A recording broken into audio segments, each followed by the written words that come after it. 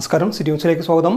മാലിന്യം കത്തിച്ചതിന് നിർമ്മാണ കമ്പനിക്ക് 5000 രൂപ പിഴ. തോട്ടട അമ്മുപറമ്പിലെ അസറ്റ് മാഗ്നം ഫ്ലാറ്റ് നിർമ്മാണ സൈറ്റിലാണ് പ്ലാസ്റ്റിക് ഉൾപ്പെടെയുള്ള മാലിന്യം കൂട്ടിയിട്ട് കത്തിക്കുകയും കുഴിച്ചു മൂടുകയും ചെയ്തതായി കണ്ടെത്തിയത്.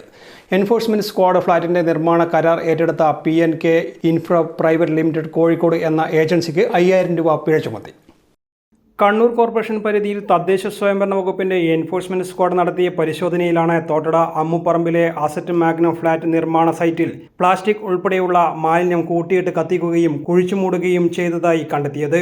അസറ്റ് മാഗ്നം ഫ്ലാറ്റിന്റെ നിർമ്മാണ കരാർ ഏറ്റെടുത്ത PNK infra private limited Kozhikode എന്ന ഏജൻസിക്ക് സ്ക്വാഡ് 5000 രൂപ പിഴ ചുമത്തി.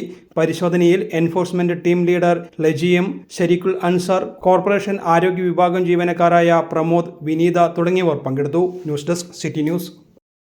കൂടുതൽ വാർത്തകൾ അറിയുവാൻ സിറ്റി ചാനൽ വാട്സ്ആപ്പ് ഗ്രൂപ്പിൽ ജോയിൻ ചെയ്യുക. ഒപ്പം യൂട്യൂബ് ചാനൽ സന്ദർശിക്കുക. വാർത്തയുടെ അവസാനിക്കുന്നില്ല. മറ്റൊരു വാർത്തയുമായി വീണ്ടും കാണാം. നമസ്കാരം.